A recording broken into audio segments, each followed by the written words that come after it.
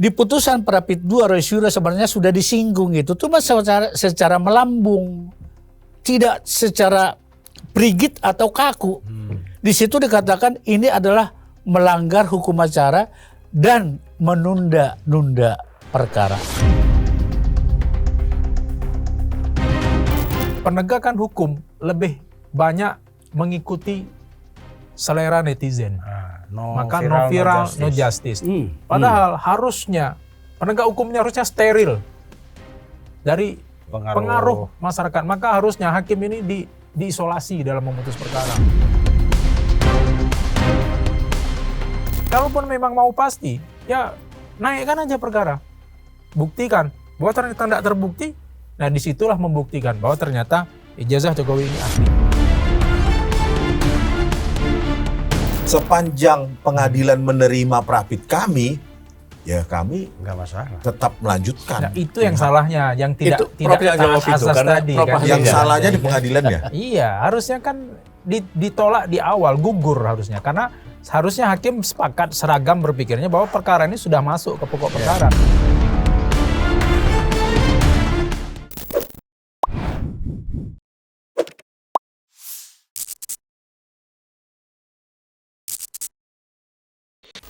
Pemirsa, selamat datang lagi di meja besar ini, On The Table, OTT. Selama hampir 1 bulan terakhir ini, isu atau berita tentang perkara pencemaran nama baik Pak Jokowi dengan isu ijazah, tudingan ijazah palsu itu bergulir semakin, boleh dibilang semakin tidak menentu. Mungkin biar. Semakin liar. Bolanya semakin liar kalau istilah orang Kompas. Tadinya kita sudah berpikir perkara ini akan selesai karena udah masuk ke pengadilan. Ternyata di pengadilan itu banyak sekali cabang-cabangnya. Udah kayak cabang di perguruan tinggi, ada fakultas A, B, C.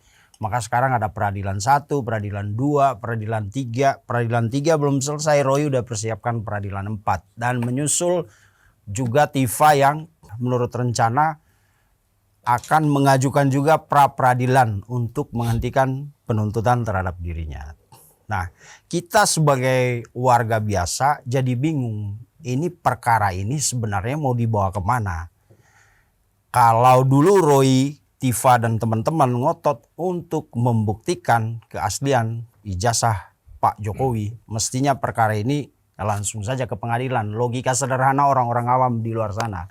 Tapi ternyata tidak seperti itu apa yang dipikirkan oleh Roy. Begitu masuk tiba-tiba di tengah jalan cabangnya jadi banyak.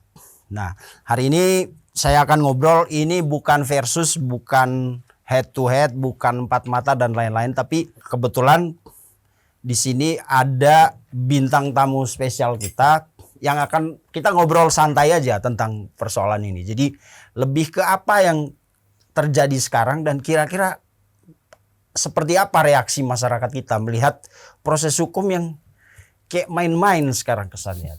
Kayak bola pingpong gitu, di pingpong sana, pingpong sini, atau kayak permainan bola kaki di oper sana, oper kiri, kanan, mau ke gawang, mundur lagi kayak gitu. Tiki-taka ya. Ya, dan di sini ada abang kita yang tercinta, Bang Jahmada Girzang. Ini lawyer sekaligus negosiator ya, Bang ya. Mediator. Mediator bersertifikat. Ya, kalau negosiator untuk perang.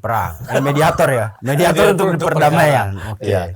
Malam Bung Vincent, malam semua Ya. penggemar UTT. Iya, dan di sebelahnya ada Prof. Erdianto. Ini pakar hukum pidana. Kemarin sempat jadi saksi ahli di persidangan Dr. Tifa kalau tidak salah ya. Enggak, Roy Suryo. Roy Suryo. Pra-peradilan kedua. Kedua. Yang kemudian ditolak oleh Ya, pengadilan. ditolak kalau tidak hakim salah. ya. Jadi sekarang begini, Prof. Sebelum ke Bang Rismon. Orang kayak dulu ingat gak, Prof? Kita main gini. Masuk. Enggak. Iya. Jadi kan pra-peradilan pertama diterima. Iya. Ya kan? Permohonan Roy. Pra-peradilan kedua ditolak. Iya. Ini pra-peradilan ketiga kan belum putusan nih. Iya, Orang lagi besok begini nih. mungkin ya. Diterima, ditolak. Diterima, ditolak. Iya. Jadi kayak menurut Prof, Heeh. apa ini yang terjadi dengan peradilan ketiga, pra-peradilan ketiga? Kalau secara overall ini kayak jadi kayak sinetron ya cerita ini, bersambung. Ini kayak sinetronnya bersambung sampai berseri-seri nih, sampai seri 100 seri. Kenapa? Karena ratingnya tinggi terus. Jadi sinetron itu kalau ratingnya banyak, ya dia diperpanjang terus. Nah, seakan-akan seperti ini yang terjadi. Jadi terkait pra-peradilan, pertama itu, andai kata saya yang kemarin jadi hakimnya, ya saya juga akan tolak. Karena menurut saya tidak ada yang dilanggar ya. Kalaupun misalnya cuma ya, kenapa hakim kemudian berani mengabulkan sebagian?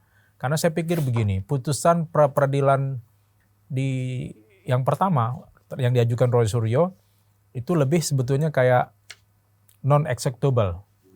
Jadi dia putusan mengabulkan sebagian permohonan Roy, tapi tidak bisa dieksekusi. Jadi nggak punya implikasi apapun.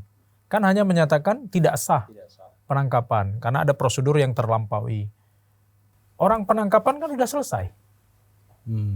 Tidak dilanjutkan pada penahanan. Jarang orang yang menguji sah atau tidak sahnya penangkapan kalau tidak diikuti oleh sah atau tidak sahnya penahanan.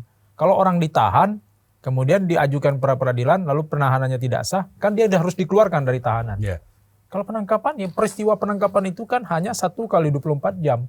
Selesai. Dan dia sudah dikembalikan ke rumahnya. Apa yang mau dipersoalkan? Apa yang mau dipulihkan dengan itu? Maka terkait pra-peradilan kedua kemarin, yang dia persoalkan itu, apa kemarin Bang Jari? pasal soal penetapan tersangka dan penerapan pasal. Nah, di situ saya mendalilkan kalau bicara penetapan tersangka, alat ujinya adalah apakah 2 alat bukti terpenuhi atau tidak. Nah, 2 alat bukti terpenuhi. Mereka kemudian mempersoalkan alat buktinya ini hanya untuk pasal 310 dan 311, penghinaan atau pencemaran nama baik. Tapi untuk pasal 35, untuk pasal 32 dan 35 menurut mereka itu tidak masuk. Ya tidak masalah, itu kan perbarengan, saya bilang perbarengan. Nah, tetapi saya juga ternyata hakim tidak menyinggung dalam putusan pra-peradilan kedua itu, tidak menyinggung sah atau tidak sah penetapan tersangka. Harusnya, ya kalau menurut saya, harusnya hakim menyatakan bahwa menolak permohonan pra-peradilan terkait penetapan tersangka karena penetapan tersangka sudah sah didasarkan dengan minimal 2 alat bukti. Tapi sepertinya kalau kita mengikuti jalan pikiran hakim pada pra-peradilan kedua, hakim merasa dia sudah menyatakan bahwa penetapan tersangkanya sah di pra-peradilan pertama. Makanya dia mengabaikan tuntutan dari Roy Suryo selaku pemohon untuk menyatakan penetapan tersangkanya tidak sah. Karena menurut hakim, pemikiran hakim dia sudah menyatakan di pra-peradilan pertama. Nah, sekarang pra-peradilan ketiga. Pra-peradilan ketiga pemulihan nama baik. Ganti rugi. Yeah. Nah, karena menurut Roy Suryo dia dirugikan karena statusnya kemarin ditangkap dan hakim menyatakan penangkapannya tidak sah, karena itu dia layak untuk mendapat ganti rugi. Nah, kalau hakim berpatokan pada putusan yang pertama, ya mau tidak mau menurut saya memang hakim harus menjatuhkan pihak termohon untuk mengabulkan ganti rugi. Walaupun ganti ruginya ya yang masuk akal. Kalau yang dimohonkan itu kan ganti rugi karena harus bayar jasa advokat, karena harus konsultasi. Itu tidak logis menurut saya. Bukankah mereka menyatakan bahwa mereka tidak dibayar selama ini? Jadi peristiwa penangkapan kan hanya 1 kali 24 jam. Dirugikan berapa banyak? Hitung aja 1 kali 24 jam, anggaplah gara-gara 1 kali 24 jam dia ditangkap, dia nggak bisa tampil di 3 medsos, di 3 TV misalnya. Kalikan aja. 1,5 kali 3 kali TV 4.500.000, ya diwajibkan aja termohon mengganti 4.500.000, terus permohonan yang lain harus ditolak. Kenapa? Karena statusnya ini sudah, itu kalau tadi hakim berpatokan pada putusan yang pertama. Tapi hakim juga nggak bisa juga keluar dari putusan pra-peradilan yang kedua. Karena di putusan pra-peradilan kedua hakim bersikukuh menyatakan bahwa sudah tidak bisa dia seharusnya mengajukan. Karena sudah seharusnya diberikan kesempatan untuk mengajukan pembatalan tersangka di waktu-waktu yang lalu. Kenapa baru sekarang? Maka hakim menyatakan, menyimpulkan bahwa ini ada upaya untuk menghambat atau menyalahgunakan hak yang diberikan oleh negara melalui undang-undang untuk mengajukan pra-peradilan. Karena itu harus ditolak, kata hakim. Nah, jadi sekarang putusan yang ketiga, hakim tentu harus, satu sisi kalau dia mau mengabulkan ganti rugi, dia juga harus konsisten juga dong dengan putusan yang kedua. Putusan kedua itu kan sebetulnya overall ditolak. Nah, jadi mana yang akan ibarat menarik benang dalam tepung, hakim harus mengambil putusan yang ya kalau saya kira sebetulnya ya harus ditolak aja. Ditolak bahwa dia tidak lagi, pertama dia juga tidak punya legal standing untuk mengajukan pra-peradilan lagi sebetulnya. Karena statusnya bukan lagi sebagai tersangka, dia sudah terdakwa hari ini. Apa yang dimaksud dengan terdakwa? KUHP mendefinisikan terdakwa adalah tersangka yang sudah memasuki penuntutan dan persidangan di pengadilan. Nah ini kan tahapnya sudah tahap penuntutan. Tahap di penyidikan sudah selesai. Karena sudah P21, sudah tahap 2, sudah diserahkan kepada penuntut umum. Opsi sekarang ada di penuntut umum. Kalau penuntut umum mau menghentikan kasus ini bisa. Mereka punya hak oportunitas. Mereka punya hak legalitas untuk mengajukan atau menghentikan kasus ini. Oportunitas itu bisa deponering. Bisa dihentikan kasus ini. Dihentikan itu karena kepentingan politik atau karena kepentingan hukum. Bisa. Itu maka bolanya ada di penuntut umum. Maka yang seharusnya Di pra-peradilan itu penuntut umum saja, bukan lagi penyidik. Nah, jadi kewenangan untuk meneruskan atau tidak meneruskan perkara, dominus litisnya itu ada di kejaksaan sekarang. Nah, dan status Roy ini sudah terdakwa. Karena sudah, ya jangan bayangkan terdakwa itu, kita membayangkan yang namanya terdakwa adalah orang yang duduk di kursi sidang. Sakitan. Di pengadilan pada pokok perkara. Ya kita coba aja baca pengertian terdakwa. Apa terdakwa? Terdakwa itu adalah seorang tersangka yang sudah dilakukan penuntutan oleh. Nah, penuntutan itu, apa yang disebut dengan penuntutan itu adalah kewenangan yang dimiliki oleh kejaksaan. Ketika seseorang bukan penyidikan lagi, maka salah alamat juga kalau TIPA menuntut penuntutan kepada jaksa, karena itu sudah dilimpahkan ke pengadilan. Nah, itu udah kewenangan hakim. Iya, itu kewenangan hakim lagi untuk hakim bisa di pra-peradilan. Ya mana bisa? Mana bisa? Itu kayak jeruk minum jeruk lah namanya. Enggak bisa. Itu sama ada orang bilang, kenapa enggak digugat aja hakim? Ya enggak bisa gitu. Itu kompetensinya beda. Hukum ini seperti obat yang menyelesaikan penyakit. Setiap penyakit dicarikan obatnya. Jadi setiap persoalan hukum dicarikan dasarnya. Jadi enggak tepat lagi kalau dibilang pra-peradilan yang ketiga. Karena yang kedua itu udah dikunci. Hakim berpendapat, kecuali kalau hakimnya beda ya mungkin. Yeah. Hakim pra-peradilan. Tapi kan KUHP menyatakan bahwa apabila ada pra-peradilan yang kedua ketiga oleh pemohon yang sama, hakimnya tetap hakim yang itu. Nah kan jalan pikiran hakimnya sudah bisa ditebak sebetulnya. Karena hakim secara overall menolak, tidak sepakat, dan hakim menganggap ini adalah penyalahgunaan hak terhadap pra-peradilan. Saya kira hakim akan seperti itu pendapatnya. Oke. Kita sambut dulu Bang Rismon. Ya, mau cerita tentang ini mantan hari ini, Mbak Tifa. Selamat datang lagi Bang. Oke, Bang. Ngobrol santai kita malam ini. Soalnya depan kita ini jagoan semua Bang. Iya. Ini pakar hukum, ahli hukum sama-sama jago lah. Yang sana, waduh jam Kita terbangnya. jaga nyamuk aja. Kita jaga nyamuk aja. Jagonya Ini lain-lain, ngomong kan? ya Bang. Iya. Bang Jagir, ini kan saya kira pertama dalam seumur hidup saya ada pra-peradilan sampai 3 bahkan mau ke 4 gitu. Menurut Bang Jagir sebagai praktisi hukum, ada nggak intuisi abang yang mengatakan wah ini udah mengarah ke obstruction of justice, menghalangi penegakan hukum? Makasih rekan Vincent. Tadi kita sebenarnya udah dikasih basic sama Prof. dikasih tonggak-tonggak oleh Profesor Erdianto, khusus datang dari Riau. Dari Riau beliau, bukan dari Jakarta Selatan, dari Riau. Riau itu kesini naik pesawat, nggak ada kereta api. Artinya, Prof tadi kan sudah menjelaskan, sebenarnya sudah berulang-ulang ya. Yeah. Sebelum saya menjawab pertanyaan rekan Vincent. Nah sekarang kalau menjawab pertanyaan rekan Vincent, saya lulus S1 itu hukum tahun 80 mulai 89 ya. Mulai kenal dunia pengacara itu 90, tapi belum advokat. Saya dulu bahkan tidak ada pra-peradilan, tidak mengenal itu. Dulu masih banyak pokrol bambu. Pokrol artinya yang bukan sarjana hukum juga bisa beracara di pengadilan. Tapi sesudah ditertibkan. Artinya apa? Kalau bicara pra-peradilan ini Wah, ini memang kalau kita langsung jawab secara saklek, ini kejadian pertama barangkali di Indonesia. Bukan barangkali lagi, pertama lah. Peradilan yang berseri gitu, 1, 2, 3, 4 itu dilakukan oleh satu terdakwa tuh. Dan kita dengar lagi terdakwa yang lainnya sebutlah tiba mengajukan lagi. Padahal perkaranya sudah masuk ya mungkin berapa persen lah kalau kita hitung persen ya. Udah masuk eksepsi.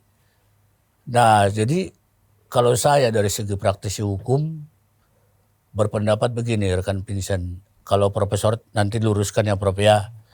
Kalau praktisi sama profesor itu agak beda cara berpikirnya.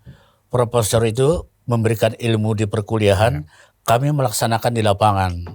Kami ujung tombak di lapangan. Nah, saya bicara di lapangan aja. Saya kebetulan sangat mengagumi satu teori dalam praktek hukum, penegakan hukum. Dan itu di S2 saya itu yang saya kembangkan. Apa yang disebut oleh teori Lawrence Friedman, Prof dari Amerika Serikat, dia mengatakan ada 3 tonggak penegakan hukum. Pertama, struktural. Kedua, substansi. Ketiga, etika, moral, dan budaya. Nah, ini serius ini.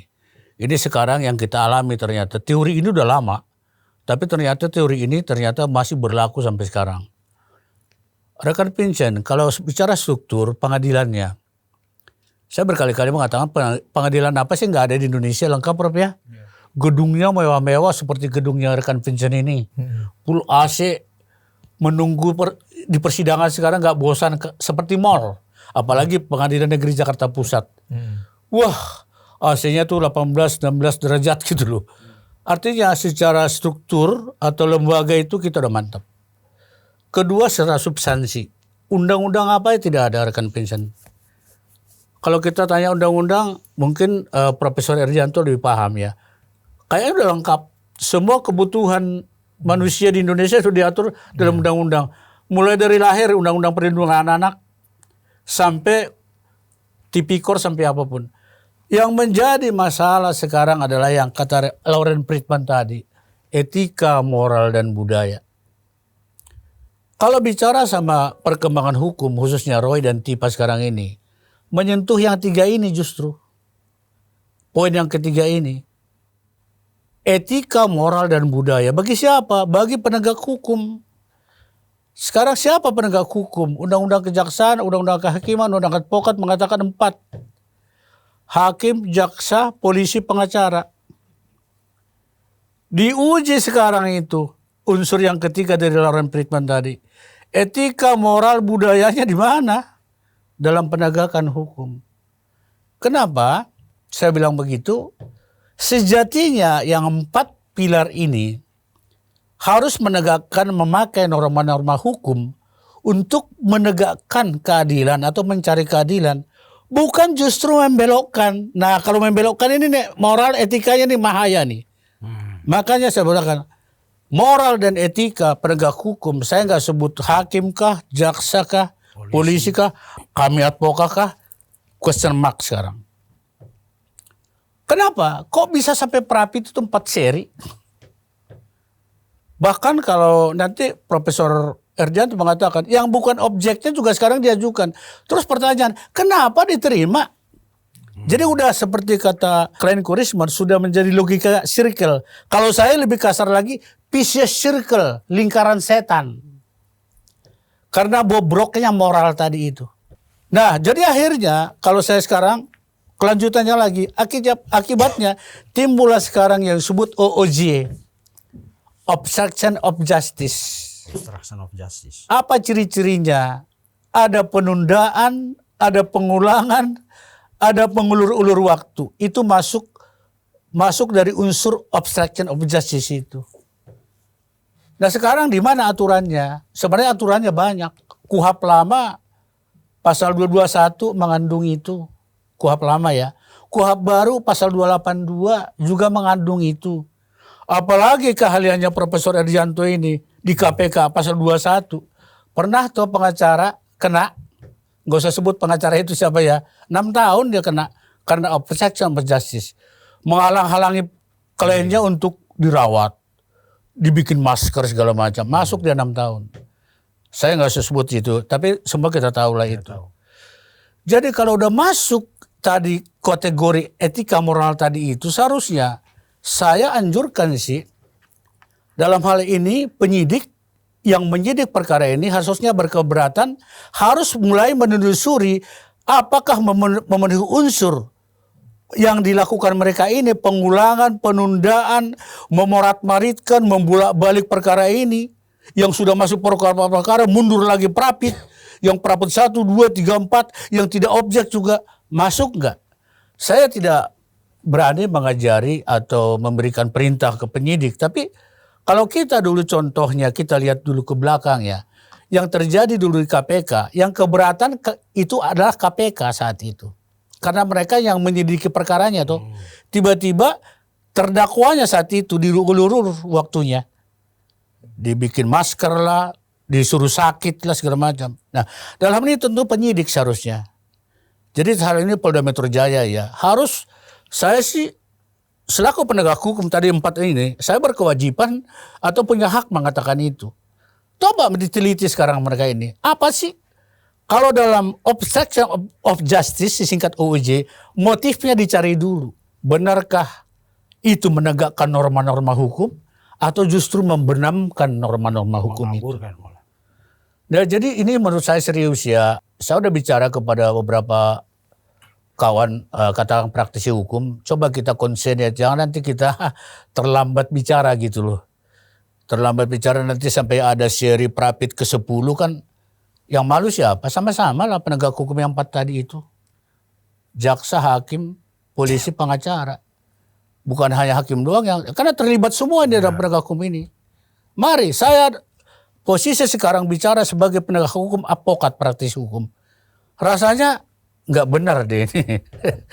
Ada unsur penundaannya, ada unsur membelok-belokkannya, ada unsur mematah-matahkan pasal, mencampur adukan segala macam yang bukan ranahnya lagi, bukan objeknya. Kalau dalam bahasa pra-peradilan itu sudah masuk ke situ. Kembali saya tanya, kenapa diterima register? Kalau saya hakimnya, saya katakan, tadi udah disinggung sama Profesor Erdianto, di putusan Prapit 2 Roy Suryo sebenarnya sudah disinggung itu, cuma secara melambung, tidak secara prigit atau kaku. Di situ dikatakan ini adalah melanggar hukum acara dan menunda-nunda perkara. Bang, tanya, kan di berita itu ada bahwa tim TIFA dan kuasa hukumnya itu tanggal 3 Agustus mengajukan prapit yang sekarang ini, yang prapit mereka, TIFA. Padahal sebelumnya sudah diumumkan oleh jubir atau humas dari PN Jaksel, nomor perkara juga sudah dikatakan dan majelis hakim juga sudah ditetapkan sama seperti sebelumnya. Terus 3 Agustus baru diajukan prapit. Itu kok bisa terjadi? Padahal katanya, menyambung Bang Rismon, begitu perkara pokok didaftarkan, prapit udah nggak berlaku. Ya. Tapi untuk mereka ini semua berlaku apa aja gitu. Kalau nanti kalau udah nyangkut hukum acara, Prof yang menjawab ya. Kalau saya praktisnya aja, kita kan biasa bersidang tuh. Ini sebenarnya nggak lazim lagi. Motifnya menurut saya udah out of order lah begitu ya, udah rusak lah bahasa kasarnya. Saya bilang rusak. Saya nggak malu mengatakan itu rusak. Tapi kok bisa diterima oleh PN Jaksel juga untuk prapitnya itu? Pak Rismon yang saya hormati. Orang awam lah ini Bang. Sekarang laku host dia kan sekarang. Jadi host ya. Jadi untuk 1 jam ini bukan klien aku dia sekarang. Karena dia menanya aku. Jadi gini, ini justru serius. Ya. Ini teknokrat atau peneliti menanyakan hukum kan gitu. Itulah tadi saya katakan itu 4 pilar penegak hukum ini sudah melupakan etika budayanya, penegakan hukumnya. Sejatinya mereka masing-masing menegakkan gitu loh. Ini kok udah ada seri 1, seri 2 kok masuk seri 3. Di register seharusnya ini dulu dong. Kalau di petun tadi saya katakan ada dismissal. Di pengadilan negeri tidak ada, tapi seharusnya itu harus, kalau bahasa kerennya harus ada terobosan hukum di situ. Presiden buruk Bang, atau bahasa ilmiahnya presiden buruk. Juri jurisprudensi. Pasti. Nanti ini akan direferensi oleh kasus lain. Hukum itu sangat menganut presiden namanya ya. Oh, Pernah dulu dilakukan si Anu. Iya. Wah, lakukan lagi. Akhirnya tahu nggak, etika, etos atau budaya penegak hukum kita hancur, saya bilang. Jadi mari kita 4 penegak hukum ini ya, saya katakan, mari kita concern sejatinya kita seperti apa dalam penegakan norma-norma aturan hukum Indonesia. Apakah kita benar-benar menegakkan itu seperti teori Lawrence Friedman? Kita diancam oleh itu unsur yang ketiga. Diuji loh etika moral kita loh. Apalagi kami pengacara ini namanya officium nobile. Pekerjaan terhormat loh. Sekarang digadaikan itu yang tidak terhormat. Bikin perapis 1, 2, nggak dipikirkan lagi. Apa saya? Selaku apa saya sekarang di perkara ini gitu loh.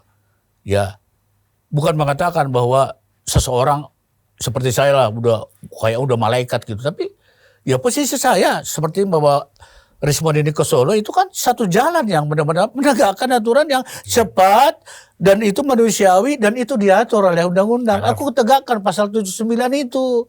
Oh, namanya ada restoratif justice tuh gitu loh. Aku nggak labrak kok. Maaf-maafkan perjanjian gitu loh. Ada. Jadi aku bertanggung jawab membawa dia ke Solo itu ke Pak Jokowi dan ke Polda dan 3 pelapor itu benar-benar melakukan pasal itu. Aku nggak labrak itu gitu loh. Yang tadinya kami dihujat pembelot lah, membawa dia ke jurang lah, itu kata mereka keren juga gitu loh. Dan ketahuan mereka kan siapa sebenarnya gitu loh. Yang menjat kami. Bang, tanya lagi Bang. Ya silakan. Kalau di ilmu komputasi atau digital kan ada prosedur yang menciptakan algoritma. Prosedur itu rusak, maka hasilnya akan rusak. Nah, inilah bukannya ini nanti terjadi disrupsi hukum. Ya. Kalau bahasa saya Bang ya, karena kalau dalam algoritma itu disruption ya kan, algoritma.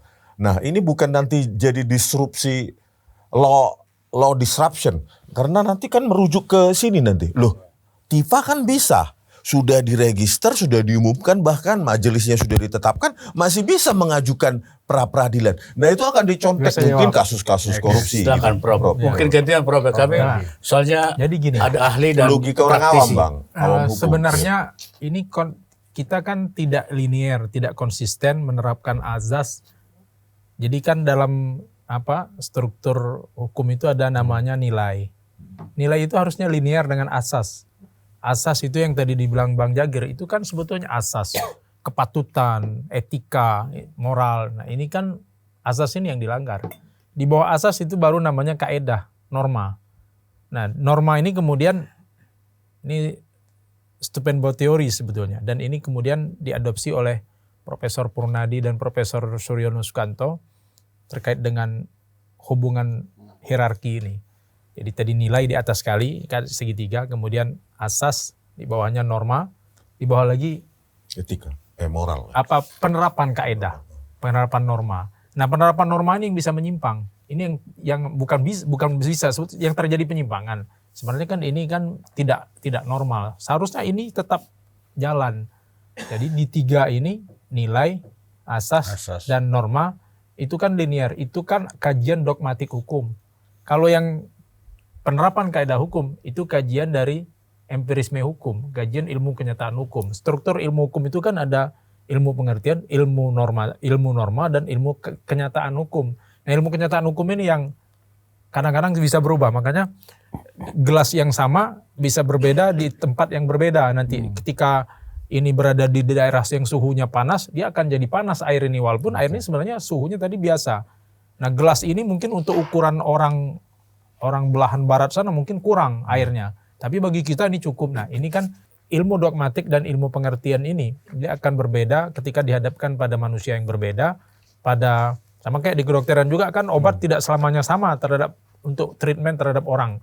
Karena orang masing-masing punya bawaan badan yang berbeda-beda. Manusia, budayanya, dan tempatnya. Ini yang mempengaruhi ilmu dogma tadi, ilmu pengertian dan ilmu norma. Nah, di kasus ini kan cerita teori tadi, terlalu teoritis. Nah, kita bawakan ke dalam alam nyata hari ini, dalam kasus ini. Saya lihat kasus ini memang settingnya dari awal tuh sudah tidak taat asas. Itu yang saya mau tanyakan tadi. Itu sudah tidak taat asas. Terkait yang pra-peradilan itu kan seharusnya kan ada namanya eksepsi. termohon berhak mengajukan eksepsi. Itu yang tadi mungkin kalau di petun namanya dismissal proses. Harusnya hakim mengabulkan eksepsi. Walaupun mungkin ya, hakim berbaik hatilah melanjutkan pemeriksaan sampai hari ke-7. Memberikan kesempatan. Nah, seharusnya di putusan hakim mengabulkan eksepsi. Bahwa ini, seperti yang putusan pra-peradilan kedua, harusnya mengabulkan eksepsi. Dan ketika yang ketiga, di awal pun seharusnya, tidak perlu dilanjutkan sampai hari ketiga. Di hari kedua, kan eksepsi itu. Pertama pembacaan permohonan. Hari kedua itu jawaban dan eksepsi dari termohon. Di hari ketiga, hakim seharusnya sudah mengambil putusan mengabulkan eksepsi. Selesai. Nah, jadi beda dengan pokok perkara, di mana eksepsi masih ada perlawanan, masih bisa memperbaiki. Di pra-peradilan harusnya dimatikan, dimentahkan di awal. Nah, saya tarik lagi ke yang lebih lebar. Kenapa ini terjadi? Saya melihat teman-teman penegak hukum hari ini cenderung dalam banyak kasus ya, Bang Vincent ya, bukan kasus ini saja. Dalam banyak kasus penegakan hukum lebih banyak mengikuti selera netizen. Maka no viral, no justice. Padahal harusnya penegak hukumnya harusnya steril dari pengaruh masyarakat. Maka harusnya hakim ini diisolasi dalam memutus perkara. Di Amerika mereka hanya mendengar juri. Mereka tidak mendengar yang lain. Juri aja, juri itu kan dipilih secara acak dari masyarakat. Jadi tidak harus orang yang mengerti hukum. Saya kalau dihadapkan memeriksa satu perkara diminta jadi ahli dalam perkara khususnya penyidikan, saya kadang tanya sama istri. Istri saya bukan sarjana hukum. Istri saya orang biasa, sarjana yang bukan sarjana hukum lah. Saya tanya dia, ini kayak mana? Menurut saya suara istri saya adalah salah satu suara masyarakat. Logis nggak nih? Misalnya logis nggak nih Bang Rismond ini berpendapat begitu? Saya akan menilai seperti itu. Misalnya ada orang diperkosa, saya akan nengok korban perkosaan itu, saya nengok. Ini logis nggak dia diperkosa? Logis nggak dia yang justru mengundang si laki-laki? Kemungkinan seperti itu saya akan pelajari karena ilmu hukum pidana ini didukung dengan ilmu kriminologi, ilmu kriminalistik. Harusnya seperti itu. Nah, mulai dari kasus ini kan juga gini. Di awal kasus ini sebenarnya sederhana. Sebelum Pak Jokowi membuat pengaduan, saya udah cuap-cuap di channel YouTube saya. Saya bilang harusnya Pak Jokowi membuat laporan atau pengaduan terhadap kasus ini. Ini bukan kasus ijazah palsunya. Ini kasus pencemaran nama baik. Itu yang saya sampaikan. Walaupun yang dituduhkan itu benar, dia bukan masalah benar atau tidaknya, tapi mencemarkan itu dengan maksud diketahui umum. Di situ sudah salah. Ketercelaannya itu. Nah, sekarang tinggal membuktikan. Yang membuktikan itu di pasal 311 adalah si penuduh. Jadi ngapain sekarang polisi membuktikan? Nah, ini yang menurut saya sudah keluar dari azas. Biarkan Roy Suryo dan Tipa yang menganggap ijazah Jokowi palsu, ya dia harus membuktikan di pengadilan. Kalau ternyata dia tidak mampu membuktikan, maka apa yang dia tuduhkan itu menjadi fitnah. Maka ancaman pidana fitnah itu lebih berat daripada ancaman pidana penghinaan. Kalau penghinaan cuma 12 bulan. 9 bulan apa 12 bulan, Bang Tengah? 9 bulan. Kan itu ringan sekali. Ya potong-potong masa tahanan selesai. Kalau cuma penghinaan. Tapi kalau dia tidak bisa membuktikan, maka naik dia menjadi berapa tahun? Fitnah. Nah, apalagi kemudian ditarik ke pasal 32 dan 35 Undang-Undang ITE. Nah, kalau ditarik situ jadi lebih lama. Nah, yang mereka takutkan sebetulnya mereka hindarkan itu. Nah, bagaimana pembuktian? Sekarang kan kemudian framing, termasuk ketika kita diundang di talkshow misalnya. Adu kuat bukti ijazah Jokowi. Ini tidak perkara membuktikan ijazah Jokowi. Apa yang perkara ini bermula dari laporan atau pengaduan Jokowi terkait penghinaan dan pencemaran nama baiknya. Jadi di sini, kalaupun diharapkan nanti di pengadilan akan membuktikan ijazah Jokowi, ini offside menurut saya. Karena bukan di sini pembuktian ijazah Jokowi asli atau tidak. Pembuktian ijazah Jokowi asli atau tidak, itu kemarin ada siapa yang bilang yang membuktikan itu harusnya UGM. Yaitu secara administratif UGM yang membuktikan. Bukti suatu surat palsu itu di pengadilan dalam perkara pidana. Tapi pintu masuknya bukan di sini, Bang Vincent. Pintu masuknya adalah di dugaan pemalsuan. Nah, kemarin kan ada TPUA buat laporan. Tapi dihentikan di tahap penyelidikan. Di sini menurut saya offside-nya. Harusnya itu diterima. Apakah pemalsuan ijazah ini tindak pidana atau bukan? Tindak pidana dong. Ya Bang Jagir ya, tindak pidana. Nah, masalah terbukti atau tidak, maka naikkan di tahap penyidikan. Tahap penyidikan, kalau ternyata ini tidak terbukti di tahap penyidikan, hentikan kasusnya, SP3, penghentian penyidikan. Kalau penghentian penyidikan, pihak yang melaporkan tidak puas, dia bisa mengajukan pra-peradilan. Siapa yang di pra-peradilan? Tentu penyidik yang menghentikan. Kalau hakim kemudian berpandangan sama dengan penyidik, maka pra-peradilan yang diajukan oleh pelapor itu ditolak. Tapi kalau hakim berbeda pendapat dengan penyidik, menurut hakim sudah cukup bukti, maka pra-peradilan diterima, diperintahkan penyidik untuk melanjutkan. Nah, kalaupun memang mau pasti, ya naikkan aja perkara. Buktikan bahwa ternyata tidak terbukti. Nah, disitulah membuktikan bahwa ternyata ijazah Jokowi ini asli. Bagaimana cara membuktikannya? Ya alat bukti kan ada keterangan saksi, ada keterangan ahli, ada bukti surat. Ya barulah dipanggil. Jadi proses pembuktian ijazah asli atau tidak itu di laporan yang dibuat oleh TPUA harusnya. Baik dihentikan dalam tahap penyidikan, kan tahap alasan penghentian penyidikan ini bukan tindak pidana, kemudian tidak cukup bukti. Nah, tentu harusnya pintu masuknya tidak cukup bukti di persidangan. Tapi kan juga nggak akan sampai ke pengadilan. Karena di tahap penyidikan saya yakin itu sudah harus dihentikan. Tapi kan mereka punya hak untuk mengajukan pra-peradilan. Nah, tapi oke lah, kita agak menyimpang dikit ini. Di tahap ini buktikan. Nah, tetapi dengan pra-peradilan yang tidak berkesudahan, yang semestinya ini kan bisa dihentikan. Seharusnya bisa ditolak segera. Kenapa? Ada dua yang menurut saya. Pertama, secara material, pra-peradilan ini bisa ditolak. Kenapa? Karena ini kan bukan lagi maksud dari seharusnya permohonan pra-peradilan gugur dengan telah dimulainya proses persidangan di pokok perkara. Itu diatur dalam KUHP lama, Bang Jagir. Nah, di dalam KUHP baru itu dirancang begini supaya jangan kemudian, karena banyak kemarin dalam kita ya Bang ya, permohonan pra-peradilan sedang disidangkan, tiba-tiba main mata nih kejaksaan sama pengadilan. Dalam tanda kutip ya, main mata di pokok perkara di persidangan. Akhirnya hak orang yang sedang memperjuangkan keadilan melalui pra-peradilan menjadi gugur. Nah, itu yang kita nggak mau kemarin. Kita menyusulkan di dalam KUHP baru supaya diberi kesempatan. Tapi bukan seperti ini maksudnya. Jadi pemahaman secara historis, penafsiran secara historis terhadap pasal yang menyatakan bahwa permohonan pra-peradilan itu menunda sidang pokok perkara tidak dipahami sebagaimana praktek yang diterapkan oleh teman-teman Roy Suryo dan advokatnya. Tidak seperti itu. Maksudnya adalah ketika sidang sedang berlangsung. Nah, sekarang kan silakan aja. Kenapa harus Pengadilan Jakarta Timur menunggu? Jangan menunggu dong. Tapi ketika sidang sedang berjalan ya. Nah, misalnya nih, ya sidang pra-pid berjalan. Macam sekarang kan pra-peradilan ketiga, oke lah, ini udah terlanjur nih ya. Sidang pra-peradilan ketiga, ini kan sedang berjalan. Putusan mungkin hari besok ya mungkin. Jumat ya? Jumat kalau nggak salah. Anggaplah Jumat ya, Kalau seingat saya besok, tadi kesimpulan harusnya ya. Kemarin kesimpulan. Hari ini besok kesimpulan. Besok kayaknya. Besok kesimpulan. Ya, kalau besok kesimpulan, artinya Jumat putusan. Begitu Jumat putusan, Senin harusnya sudah sidang pokok perkara Roy Suryo. Jadi jangan menunggu yang diajukan dia kemudian disidangkan lagi, jangan gitu. Jadi ketika dia nanti masuk 4, tapi sebelum keputusan pra-pid 3, pra-pid 4 sudah diajukan. Mereka kan daftar. Ya, daftar. Begitu nanti dibuka di hari pertama. Ini gini, harusnya harusnya. Tapi ini kan nggak tahu lah jalan pikiran teman-teman di pengadilan. Ini jalan pikiran saya. Ini saya juga klarifikasi karena ketika saya begini kan ada tuh netizen nuduh berapa dibayar Pak Jokowi. Kalau dituduh termol udah kebal kita Bang. Kalau dituduh saya dibilang berapa dibayar Pak Jokowi. Saya ketemu Pak Jokowi aja nggak pernah. Cuma ketemu sama Bang Jagir. Nggak pernah ketemu Pak Jokowi, Pak Jokowi nggak pernah, dan nanti saya tidak pilih Pak Jokowi. Pak Jagir kan agennya Pak Jokowi.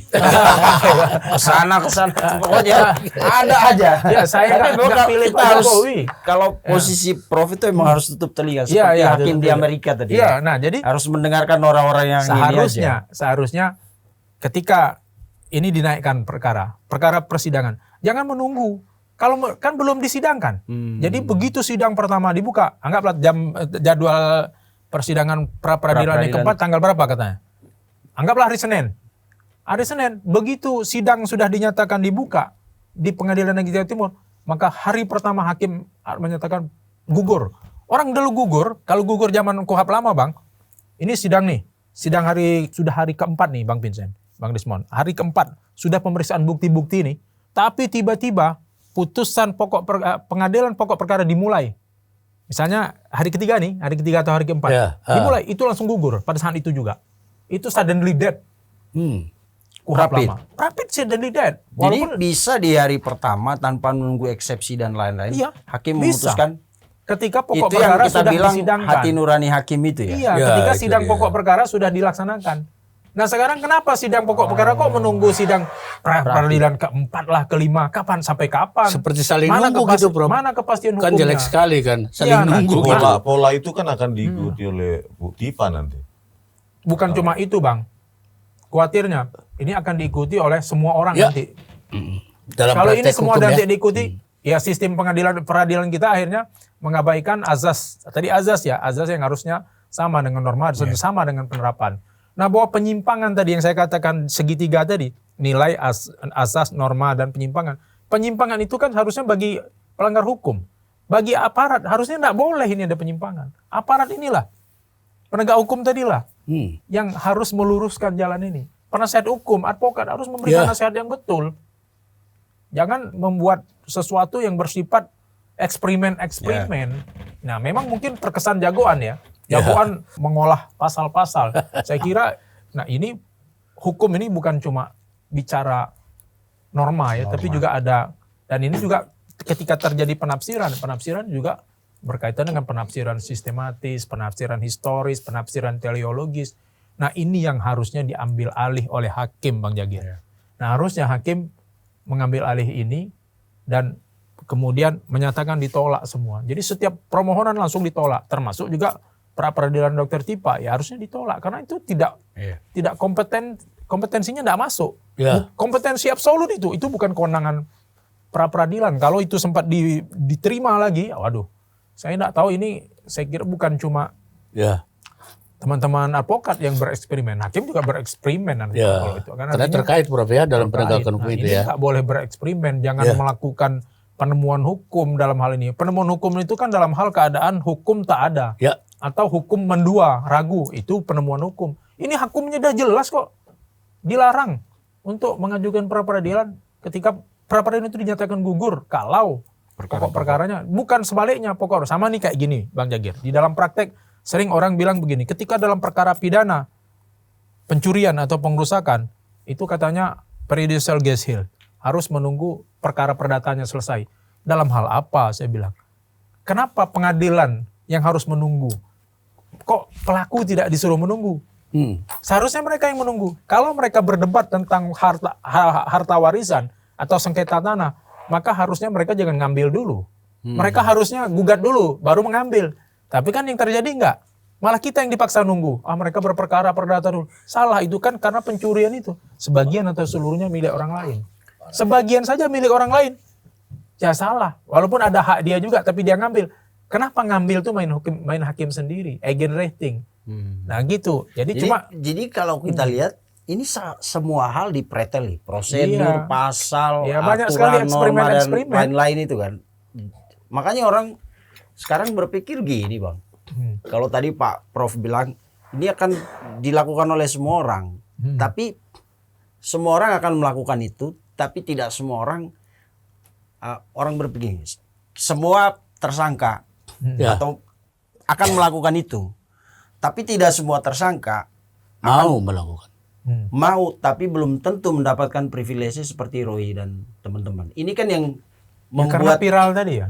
iya, karena viral. membuat hukum kita jadi dipretelin semua. Ya. Ya kan misalnya tadi ternyata udah didaftarin, masuk lagi pra peradilan, diterima pula. Jadi kan orang bingung, Bang. Sebenarnya ini kasus apa sih? Iya, seakan-akan kasus ijazah kan, padahal bukan kasus ijazah. Ini kasus apa sebenarnya? Agak. Jadi orang bingung ini apa sih, ini kasus unjuk-unjuk kekuasaan, unjuk pengaruh, atau karena kalau kasus ijazah menurut banyak orang ini sangat sederhana. Jadi rekan Vincent masuk akal juga. Aku terpikir karena Prof ini kan juga akrab dengan podcast juga ya. Ya. Di Riau. Jadi kalau ETT ini kan, jadi ada kesan begini, kasus ini udah keburu merajai pemberitaan di Indonesia ini 2 tahun terakhir ini lah katakan Ratingnya ya. tinggi ya. Katakanlah 1,5 tahun bersih lah, Ya. 2 tahun kotor. Artinya 2 tahun sebelumnya masih gunjang ganjing apa. Tapi mulai laporan dari Pak Jokowi 30 April 2025, ini kasus menjadi trending banget gitu loh. Jadi tadi kalau saya kembalikan ke masalah etika, moral, budaya seseorang tergantung bagaimana dia mengadopsi. Nah tadi tergantung moral lagi nih, makanya teori Friedman itu sangat sensitif loh. Lah sekarang sudah melambung tinggi, siapapun ingin di dalamnya. Ya. Paham maksudnya? Ya.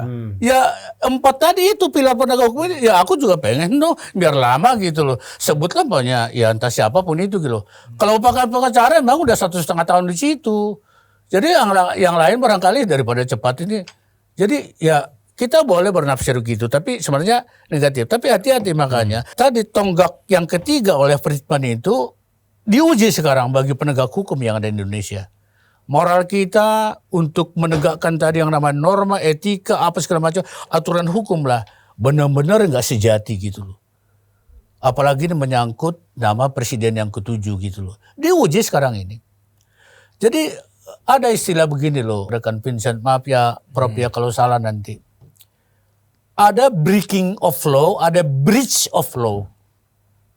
Kalau breaking of law itu benar-benar melanggar lah gitu. Tadi mau ke studio rekan Vincent ini ada, ini kan umpamanya cross. Lampu merah ya. Berarti kan dilarang masuk gitu loh. Itu kalau saya masuk breaking of law. Ada breach of law, itu lebih halus dia. Yang dilanggar itu bukan aturannya tapi normanya, perilakunya gitu loh. Breach of law namanya, breach, bukan breaking ya. Saya perdalam menuntut kasus ini. Nah di situ diuraikan lagi, ada namanya abuse of process. Abuse of process. Ada abuse of power. Kalau abuse of power kan menyalahgunakan wewenang, jelas kan.